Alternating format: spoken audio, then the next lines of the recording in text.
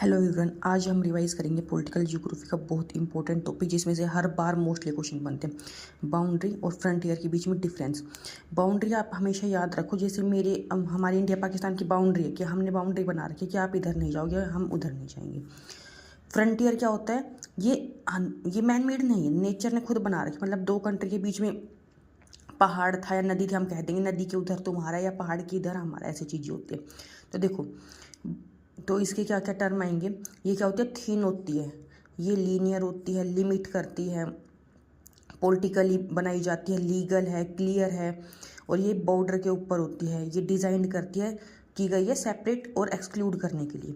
ये देखो फ्रंटियर, ये ब्रॉड होती है, एज ए ट्रांजिशनल जोन काम करते हैं, area outside control, historically located, ये आउटसाइड है नाउ, इनका जो इंटरस्टेट है उसके बाहर है ये, और हिस्टोरिकली बहुत पहले बफर का काम करते थे। जैसे कि हमारे इंडिया में क्या है, बाउंड्री तो चलो आज हमने बना रखी, लेकिन हिमालय एज ए बफर की तरह काम करा था कि और कोई जो बाहर के लोग थे वो इंडिया में नहीं आ पाते थे, मतलब आए थे लेकिन कम आ पाते थे।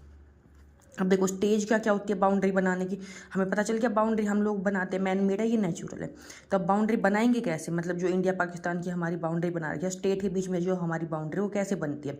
सबसे पहले होता है एलोकेशन स्टेप। तो स्टेप आ जाते हैं कि आगे पीछे इनको मैनेज करो। इसमें क्या हो जाएगा, जो स्टेट है वो एग्री करेगी, ट्रीटी करेगी, लीगल बनाएगी कि हाँ यहाँ पे बाउंड्री होनी चाहिए। फिर होता है उसका डिलिमिटेशन। देखो ये पेपर वर्क था, आप वहाँ पे जाएंगे, बाउंड्री ड्रॉ करेंगे मैप के ऊपर जाके। पहले ये एग्री को हो गई, फिर ड्रॉ करी मैप पे, फिर डिमार्केशन, फिर लैंड पे जाके फिर वहाँ पे मार्क कराए, फिर एडमिनिस्ट्रेशन, अब उसको मैनेज करेंगे और कंट्रोल करेंगे। अब देखो टाइप ऑफ बाउंड्री, एंटीसीडेंट, ऐसे याद रखो, एंशिएंट से चीज़ है, एंटीसीडेंट यानी कि पुरानी, जो हमारी डेवलपमेंट से पहले से ही है, जैसे कि 49th पैरेलल हो गई हमारी यूएस कनाडा के बीच में। सब्सिक्वेंट क्या हो जाती है, जो डेवलपमेंट के साथ साथ बनती चली गई है, लैंग्वेज के अकॉर्डिंग या फिर हमारे कल्चर के अकॉर्डिंग।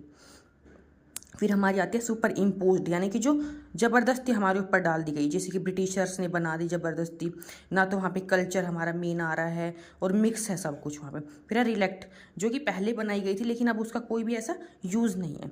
तो ऐसे ही और टॉपिक के लिए सब्सक्राइब कर दो, मिलते हैं अपने नेक्स्ट टॉपिक में। Okay bye.